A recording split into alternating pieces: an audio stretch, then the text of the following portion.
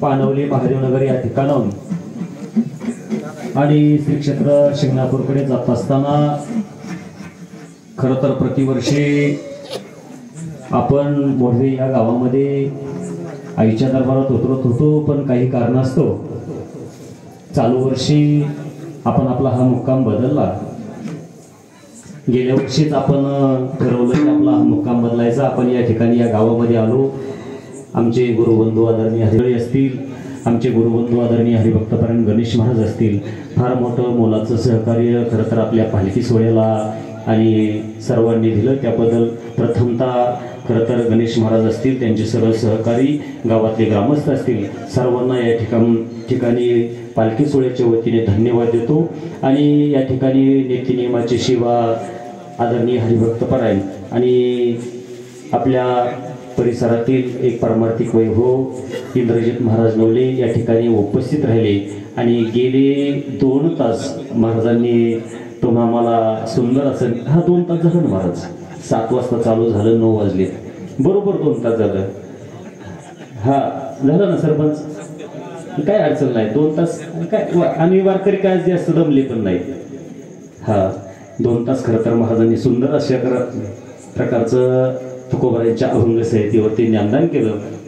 त्याबद्दल या ठिकाणी महाराजांना धन्यवाद देतो, त्यांचं आभार मानतो। 1-2 मिनिटं फक्त गणेश महाराज बोलतील, नंतर महाराजांचा आपण सन्मान करू।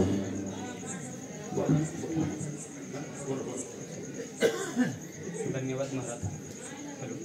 माईक चालू करा अभंग।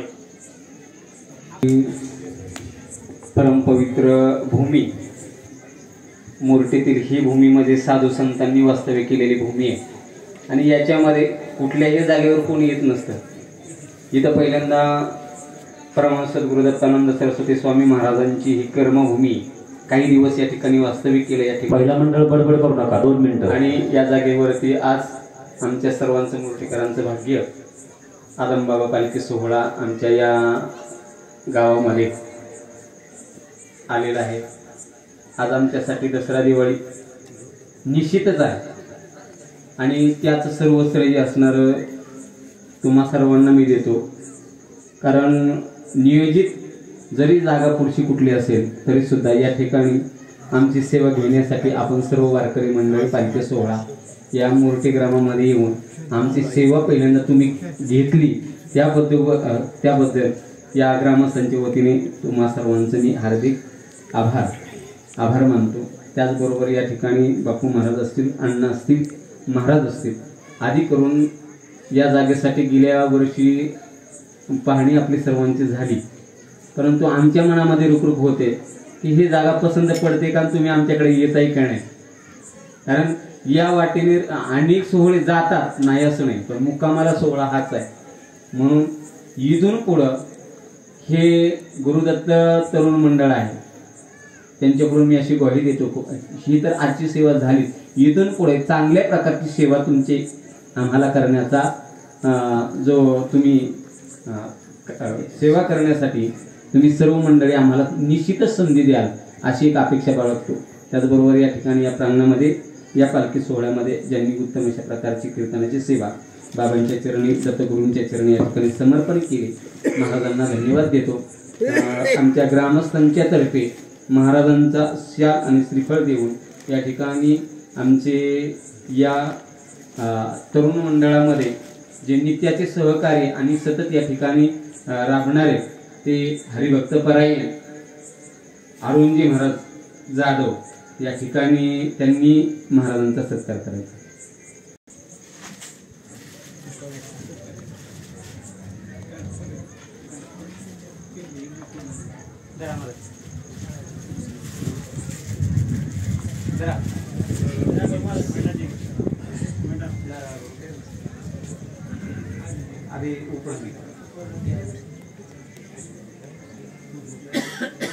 त्याचबरोबर या ठिकाणी या दिंडीचं मार्गदर्शन ज्यांच्याकडे आहे ते आमचे गुरुबंधू हरिभक्तपरायण बापू महाराज यांचाही या मंडळाच्या तर्फे शाल आणि श्रीफळ देऊन सत्कार होते। तो सत्कार या ठिकाणी प्रसंगी जगदाळे यांच्यातर्फे या ठिकाणी त्यांचा सत्कार होतो.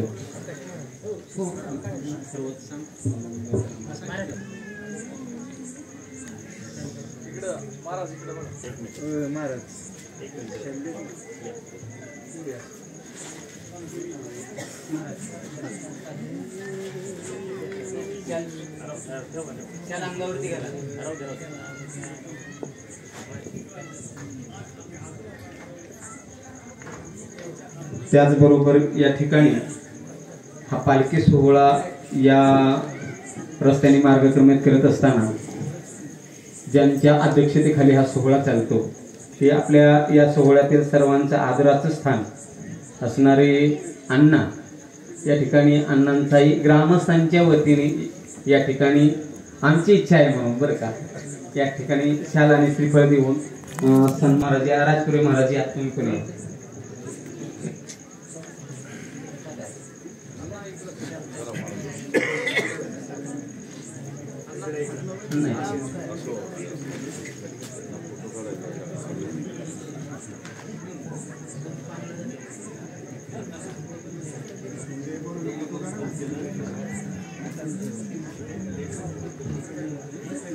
त्याचबरोबर सकट बंधू त्याच्यामध्ये संतोषजी सोपान सकट, त्याचबरोबर उभयता ते या ठिकाणी उपस्थित आहेत, त्यांचे वडील सुद्धा या ठिकाणी उपस्थित आहेत.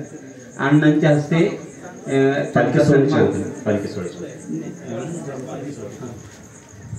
या ठिकाणी आजचे जे अन्नदाते आहेत ते आदरणीय हरिभक्तपरायण श्री संतोष सोपानराव सकट आणि त्यांचा परिवार या ठिकाणी उपस्थित आहेत. खरं तर वारकऱ्यांसाठी महाराजांनी सांगितलं आलेलं की अन्नदान कोणी करायचं, त्यांच्यात महाराज म्हणजे मी प्रत्येक जण म्हणायचं मी करतो पण सकट परिवाराने आजचं अन्नदान या ठिकाणी वारकऱ्यांसाठी केलेलं आहे. त्याबद्दल पालखी सोहळ्याच्या वतीने या ठिकाणी सकट परिवाराचा आणि सन्मान होतोय, त्या सन्मानाचा त्यांनी स्वीकार करायचा आहे. त्याचप्रमाणे खरं तर पालखी सोहळ्यासाठी अनमोल असं सहकार्य केलं. या पुढे या की पुढे या, माईक मागे घ्या थोडस बघा दिसत कसं.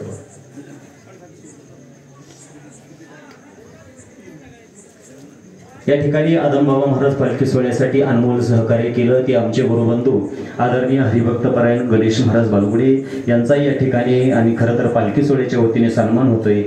तो सन्मान या ठिकाणी लेंडेवाड्याचे गावचे माजी सरपंच आदरणीय बाळासाहेबजी लेंडे यांनी आणि गणेश महाराजांना श्रीफळ देऊन सन्मानित करावं. या ग्राम